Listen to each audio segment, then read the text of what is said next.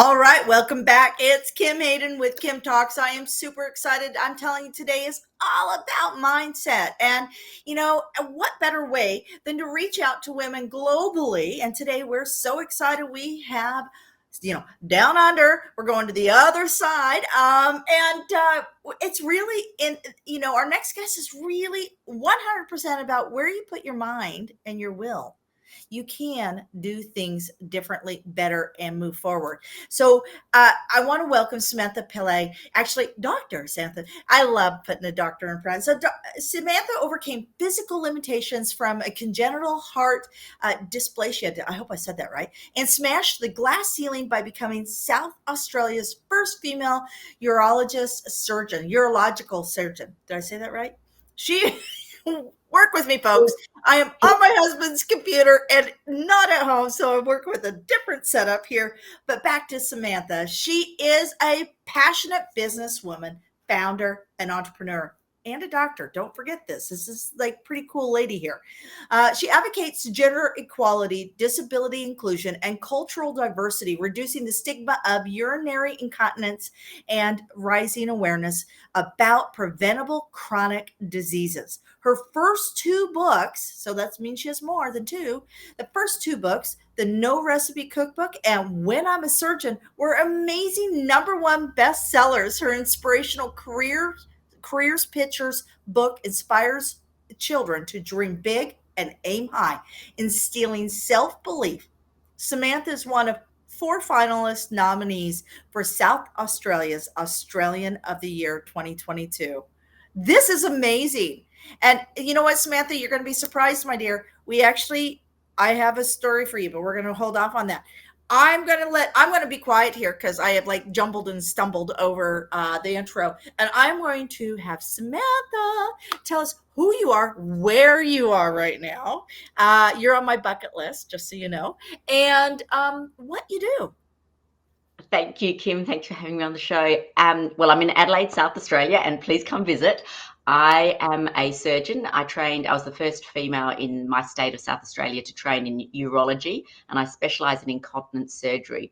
I was born with, now it wasn't heart, it was hip, congenital hip dysplasia, which wasn't picked up, so I sort of failed to walk, started school in a wheelchair, and just had a long, long road of getting mobile with quite a lot of restrictions all through school and high school, and just had to manage that limited mobility as well as sort of chronic pain, which I'd had since birth. I had a hip replacement 5 years ago, which has helped me in my 50s be more mobile than I'd ever been before. But that has been probably the most defining aspect of what I do and how I do it, from the moment I wake up to the moment I go to bed.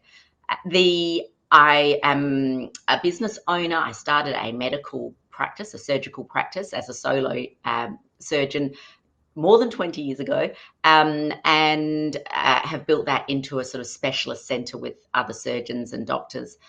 I'm a single mum, and then I also do public speaking, and I'm an author, and that's kind of all of. And I get up in the middle of the night to talk to you. Just kind of all of it. Oh, yes. And she's like, it is like 4 a.m. over there. So Australia, yes, Australia's on my list. It's interesting because one of the things that really cued me into you was my daughter at 3.5. She was fully potty trained, everything. And then at 3.5, she started having issues. And then they found out that something about her bladder had overdeveloped and it was causing issue back up into the kidneys, and we had to get a sting in each urethra tube. And we went through probably 6 years of specialty work, medication, fever. Like, she's got 48% function on each kidney now. So really, I mean, this is not, when we think of incontinence and we think of confidence, this is not an old person issue. This is something that rattled my daughter, right? And really, in many ways, was a challenge for her, even as a young female. Like, the pain she was in. And when you talk about chronic pain, this child was in chronic pain. So knowing that these are your clients, the full age range, and the specialty, why did you select this specialty? Because there's a gazillion things you could fix in a body. why this specialty, and then we're going to move into how to build a business when you're in a academic or medical field. So the when I went to medical school wanting to do surgical training, and the you have different rotations, and it's kind of one of those things where you do everyone and think, this is great, I want to do this, this is great, I want to do this. Urology is one of the specialties where there's a lot of sit-down surgery and the operations aren't too long. Everyone said, if you do medicine, you can't do surgery, because I couldn't stand and I had mobility issues. And that in itself was a hurdle. So I had to take into that consideration that I chose a specialty where I could sit down. I also chose a specialty, no one really was specializing in that area. Urology tends to be predominated by prostate cancer and men's health, and the women I felt got left behind. There was no one specialising in urinary incontinence at that time. As I said, I was the first female in South Australia. I was the first urologist in the whole of Australia and New Zealand to exclusively subspecialise in female and functional urology, so subspecialise in that area. A lot of people had, well, not a lot, there were some people before me that had a strong interest in that area, but they still practiced some general urology. So that was, I suppose, how I came into that particular specialty. So you didn't, I find it interesting that you had a goal, and yet you looked for the ways that you could accommodate or accomplish that goal within what would be limitations. So take me through the mindset Yeah, around that, because a lot of people out there go, oh, I can't do that. And that's what I really love about what you're saying. it's kind of really interesting. I think the older you get, the more hindsight you have and the more perspective you have on things. So there's kind of this, with what you're talking about, I've always had that belief that I can do it, or focused on what I could do and never looked at what I couldn't do. And that happened to a small child, because I couldn't run, I couldn't play sport. If I thought about what I could do, I would have just been a wreck. So I always had to focus on what I could do or how I could do something. And that led to me setting goals and achieving those goals. But similarly, when it came to goal setting, I was very, very limited. I lacked female role models. I didn't, growing up, I finished school in 1985. I didn't have a lot of ideas of what I could do as an academic woman, and a lot of women were in the same position. And so it wasn't like I was, I'm going to be an astronaut, I'm going to go to the moon. I didn't have those big, audacious dreams or goals. I very much followed the breadcrumbs, and I think there's plenty of people who've gone that way. I thought I was going to be a surgeon. I didn't think I'm going to be a surgeon, I'm going to have a surgical centre, I'm going to do this, this, this, and this. And that is one of the things that I'm actually really passionate about, inspiring the next generation of young girls to dream big, aim high, follow their dreams. Because although I've achieved a lot, I actually feel that I could have achieved a lot more, and maybe an easier or quicker path if I'd had those clear goals, rather than thinking, oh, I want to do medicine, oh, I want to do surgery, oh, which area of surgery.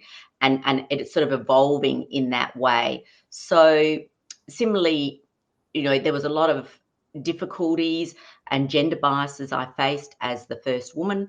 And I kind of realized the only way I was going to be able to not be a token female was to start my own centre of excellence and lead from the work go get. I had no business skills. So all of that thing set me on that path, rather than this big vision. And so I acquired the skills along the way, like many female founders, or any founder or any entrepreneur. One of my favorite sayings is, it's like jumping off a cliff and assembling the plane on the way down. So, Yes. anyone who's had a business can relate. And we have no parachute, and there's never a parachute. There's no emergency escape or co-pilot or autopilot or anyone to call for help. So there is one aspect of that, sort of needing those big goals, which I didn't have, but incrementally having goals and achieving those goals. And as soon as I did, setting a new goal. Amazing. Yeah. And it is the tenacity, the focus it takes to even get to the level that you've gone in medical, and now you shift into, now we move into the entrepreneur, and then you also then moved over into the creative space, becoming a published author. So taking all that experience, tell me, like, what was your journey of knowing that these books, this is what you're doing? And because you've had a really solid response to these books. So tell me what that journey was like. I mean, a lot of people, they stay in their lane, right? Whereas you're like, you're just building off ramps. It's like, okay, next, next, next. So tell me about that. I love learning and I love studying. You know, if I had a holiday and I could just sit and study all day for 12 hours, that's my perfect holiday. So that's a little bit weird, I know, but I love learning new things. The I think a lot of people think one day I'd love to write a book, and not everyone does, but I always thought I would. After 20 years as a surgeon in incontinence, I thought I don't want to write a urology textbook. Once I had my hip replacement, it's like I had half of my brain. I can't say back because I've never had it, but I didn't realize how much of me was consumed with dealing with the level of pain because I'd had it since birth. And suddenly my productivity, it was like, oh my God, I thought being a surgeon was to walk in the park. I can do so much more now. And it started off with this little like creative, I'd never had the opportunity to really be creative because I was in so much pain that really stifles it. And I thought I'd really like to do a book. I was in my 50s, and that was brewing already and starting before, just as COVID hit. We had a lot of surgical shutdowns. Mine's all elective surgery, so I was tools down. Some surgeons weren't but the incontinence surgery was all off. And I thought, what can I write about? And I had spent years trying to struggle managing all of that stuff as a single mum. And my biggest problem was what's for dinner. And I'd have so much pain if I went shopping, I couldn't even unpack the shopping, let alone cook a meal. And if I stood and cook a meal, I didn't have enough. I had so much pain, I couldn't do the dishes. So I had to be really strategic. I also had to really be careful how to manage my weight because I couldn't exercise. And by the time I got to my hip replacement, I would struggle to walk a full kilometre. I'm not sure what that is, less than half a mile or something, in a whole 24-hour period. I had to be really careful. Like if I walked in our small house from the bedroom to the kitchen, I'd left something behind, I'd burst into tears because I'd have to go back and backtrack. So I learned a way to shop once a fortnight, cook without a recipe, be able to just use one pan, get dinner on the table in 15 minutes. And I was time critical, and limited ability to stand. So I learned how to cook. It changed my life. It reduced my stress. I know it sounds so ridiculous as a surgeon, but getting dinner on the table every day is just hard work. And I was emotionally exhausted. I had decision fatigue. I was hangry, ordering a delivery, like looking at an app. I was just at that point where if I had to look at an app and decide what to order, I was going to burst into tears, and I think a lot of people can relate to that, where you're just trying to do too much. And I worked out this way of, just shopping once a fortnight, being really organized, meal planning, cooking without a recipe, limited washing up. I saved loads of time. I just had so much extra time by doing all of that. Gone were the weekends sitting in all these recipes and trying to write things out and all this sort of stuff. I lost weight because that's what got me down to another area of chronic disease prevention, because there's so much hidden salt, sugar, calories in all the processed meals, the takeaway meals. The restaurant meals have more salt than fast food, stuff like that. And I wasn't actually in a financial crisis, but it slashed my grocery bills to more than half. Like, I'm doing some costing actually on my social media that people can look at the moment. Like last night's dinner was $3 each. You know what I mean? Stuff like that. Yeah. And our food waste went down. So I used to empty our kitchen bin. I mean, this is bizarre things to talk about, but I think these things. These are really important things with the world. So we have.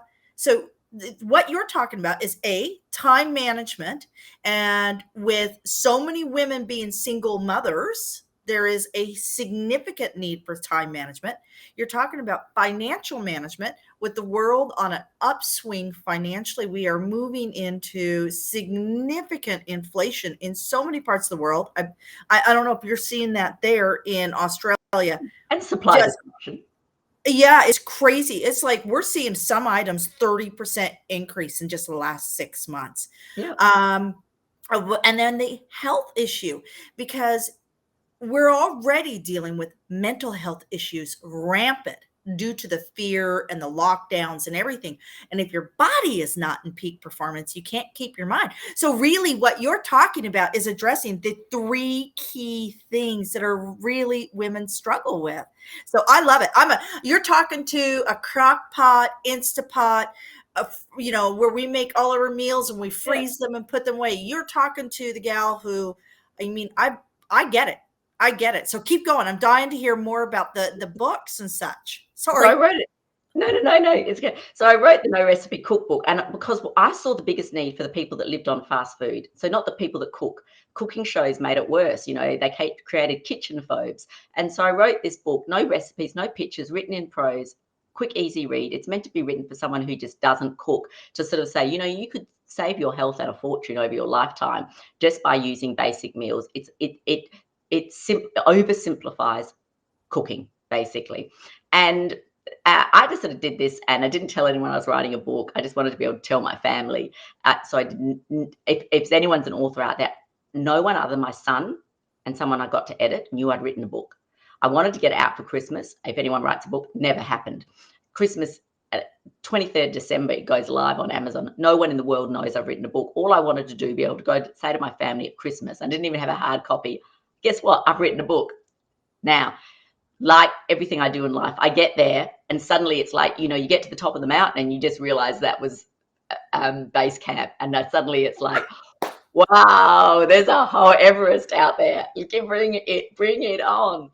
And that got me addicted to books. So I wanted to write, so I wrote this random cookbook because I am not a chef. But the thing is, you don't need to be a chef. We all eat.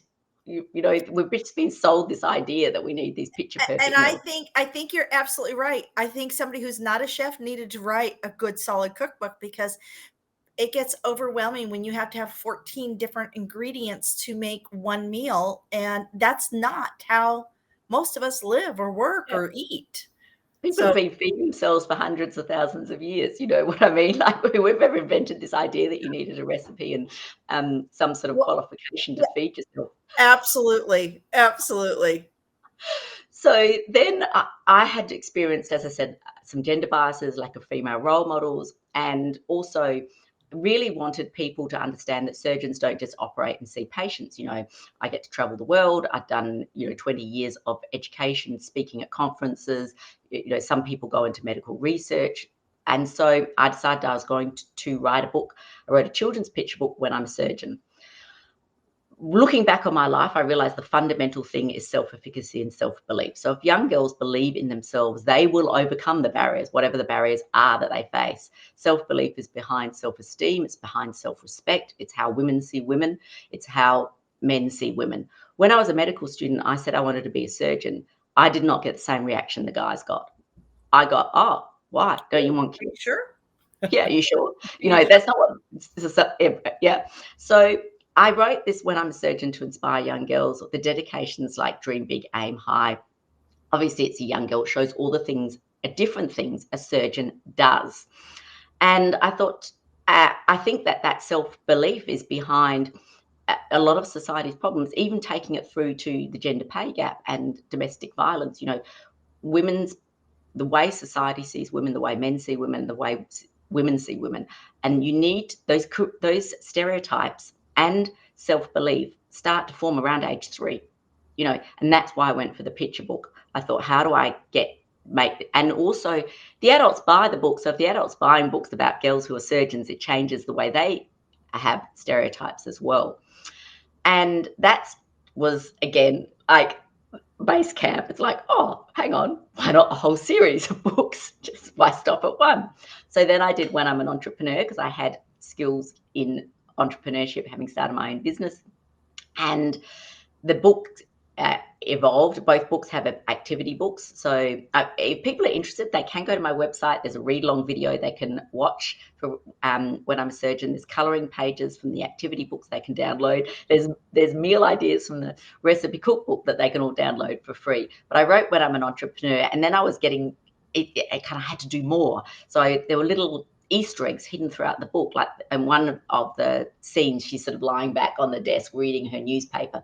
Now you can't see all the detail in the newspaper, but I actually wrote all the articles, because I do write articles on my website, so people could actually go to my website and read the actual articles that are on the newspaper in the book. There's backstory articles. She's got a picture of a dishwasher, which was invented in the 1800s by Josephine Cochrane in North America, in the States, and I've written an article about her. So there's all these things that either an older child or an adult can read to engage in that conversation, because the book is written in the first person, so it leaves it for the child's imagination to imagine that they are the surgeon, they are the entrepreneur. But I was a bright kid. I've got a bright kid, and a lot of children's books just don't cut it. And I wanted something where they could just, the sky was the limit. They could take it as far as they wanted, as far as finding out more information or engaging in conversations with the adult, whoever's with them. So I wrote that. Now, then what? You might be asking. I'm releasing later this year book 3, When I'm an Astronaut. Now, I have no experience in the space industry, and I have no intention of going to space. I loved physics at school. It was my other passion. I love physics. I love maths. I would have done it, but in 1985 in Adelaide, the only thing I knew about, and again, it's that dream big, aim high, and the role models, all I knew was being a teacher in high school or being a lecturer at the university with that. So I didn't choose that because I didn't have anywhere, there was no space program, and didn't have anywhere I could see to go with it. But I am having loads of fun because I have been spending the last 6 months researching astronaut training and space missions and watching everything, space launches. Yep. So And that, I think I think that's actually really fortuitous timing, because with all of the activity, it's almost like we're back in that, like the 50s, when all it was gearing back up and all the excitement, right? And then we really died off around the 90s, 2000. But now with the Webb telescope, I mean, I don't know if you watched that Christmas and New Year's, right? It was like watching this, or not telescope, sorry, the satellite, right? That went up, and watching that next level of being able to see beyond what we thought was there. I think actually that is like incredible timing, because I am starting to hear all of these with Musk sending people into outer space and all this going on. There's all of a sudden this, like, it's again front and center. Does that, you yeah, know what I'm saying? So I think it's it's awesome. it's because it's exponential, so the rate of growth is much greater than we ever saw in that industry. And so, that instead of sending um, uh, rockets up, once a year or once every 2 years, they're having 4 a week, so it's just what they're doing now compared to 6 months ago is phenomenal. And what they're going to be doing in another 6 months is phenomenal. They've got the first, rocket going up around the moon without people in. With next year, I think only the first Artemis to the moon. So Jessica Watkins just gone up last week, will be the first Black woman to have a stay at the International Space Station. It was a 50% female crew. So there's just so much happening. And so again, I've managed to put all these little details. It's very simple language because it's a picture book, but there's a lot of detail in the pictures where I wanted to write a book that an astronaut would be proud to read their kid. Obviously, when it's published, the proof will be in the pudding. But I know from watching surgical movies, you just roll your eyes when you're in the industry. That had some detail and some accuracy, regarding, yeah, that would happen in space, or no, that wouldn't. But just little things like the internet pictures of the International Space Station, the handles on the wall inside are blue and on the outside are yellow. Now, people who are in the know would know that when they look at the book. People who aren't in the know can learn that when they read the articles on my website that accompany the book. Awesome. You know what? These books would also be very fun for high school graduations. They would be the coolest book to give your child who has said, I want to be a doctor. I want to be a surgeon. I want to be an astronaut. They would be because there was a book years ago, and my kids, my baby is, I've got 33, 24, and 21. So my children are all grown.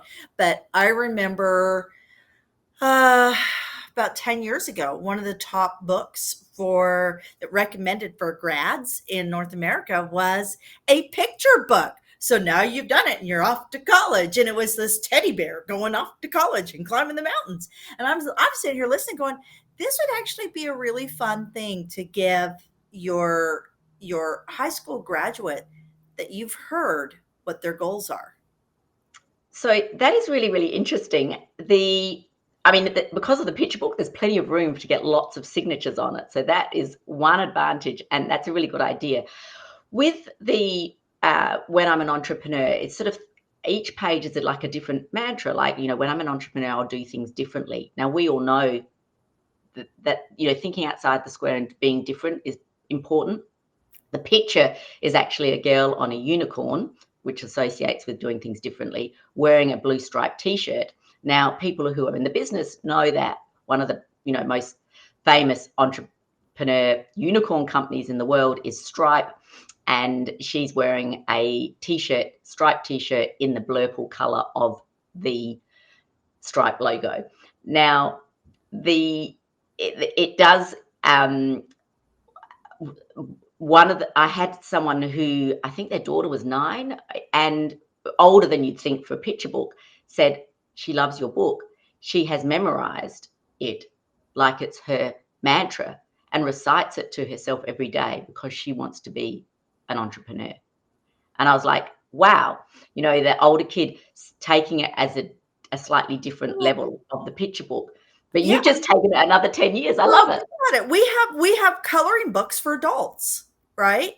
And sometimes simplifying things down to simple mantras is where we need to go. Don't overthink it, just move forward. And I could actually see this as like a card almost, right? With the gift. And it's like, I see you, I hear you. I check that out because I did buy a picture book for my son when he graduated high school. I love it. I love it. So I love it. So where do we go from now? So we have you'll have the astronaut book. What's the next one after that? The next one, Which which book is next? there'll be, well, when I'm president. Oh, that will be good.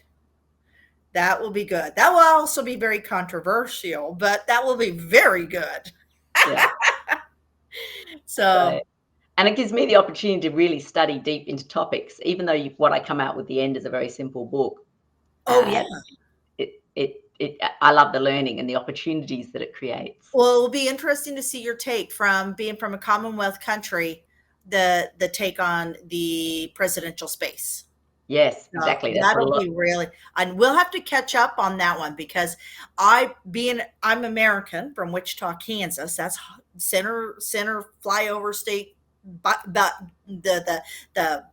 belt buckle of the Bible Belt, and have lived 27 years in Canada, and I received the Diamond Jubilee Award, the Provincial Centennial Award. So I've been a very active member within our local governments and communities in Canada.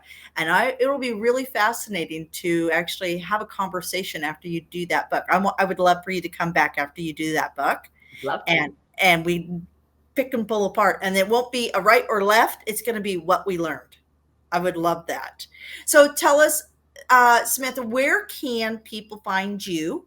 And what are the different things that but before we do that, what is the mantra or quote that is your guiding light, is what you say to yourself?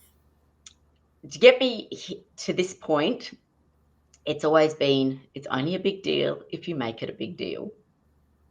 Awesome. Uh, Awesome. That is so true. I've had a That lot is of setbacks, and I'm sure I'm not alone, and you've just got to keep fighting on and deal with it, because one of my other ones is just when you think things couldn't be any worse, couldn't get any worse, they do. And that's life. Absolutely. Absolutely. I've been there. I get it. And sometimes I think we bring it on ourselves when we focus on how rough it feels, it gets worse, instead of looking at the side that, you know what, it could be worse. So we should be grateful for how good it is. Yeah. So that sort of gets me through.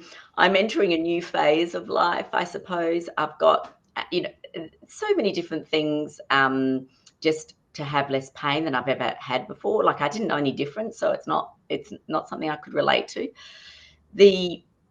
I'm now trying to find those big dreams, big audacious dreams. Now, I say that sounds really weird. I've got a successful business. I'm a surgeon. I've done 5 books, and I'm working on my 6th. So, how could I have? I'm just starting to do more public speaking. And in actual fact, that's probably part of where my big dream is. I had a physical condition I couldn't do anything about. And that has motivated me to look after the things I could, because you kind of go, my mindset is, oh my God, if I can reduce my cardiac risk factors, why wouldn't I? Because I was born with something I couldn't influence. So that's helped. And then as a surgeon, I see the end result of the quality of life, the impact of the quality of life, the decades that takes to materialize with all the problems, diabetes, etc. The World Health Organization said 80% of chronic disease is preventable with heart disease and 40% with cancer. So I really want people, there's information out there, everyone knows what they're meant to do, but they don't do it. They're too busy. And so my next sort of area that I'm talking about is your success killing you? You don't actually take time to look after your health. And I think COVID's helped reset that priority. So I'm hoping that single-handedly I can change the health of the nation. And maybe once I've done Australia, I can head over your way. So that's, I suppose, my next big audacious dream. Well, Dr. Samantha, you would be more than welcome to come over, and you don't have to do it single-handedly. You've got all sorts of women that are right behind you, and we're all supporting you because your message needs to be heard. And I am so grateful for your time today, and I thank you for getting up so early to spend this time with me. And I think everybody who takes time to listen to this, because I understand, I truly do value your most valuable non-renewable resource is your time, and you've chosen to share it with us. So I thank you. Again, I'm Kim Hayden, and we are at Kim Talks, and you can find us here, iTunes, every platform. Find me, like, subscribe, share, and comment, and be sure to jump over and visit with Samantha, see what she's got going on at samanthapillay.com, because she's a rock star. Again, thank you, Dr. Samantha. Thank you, Kim.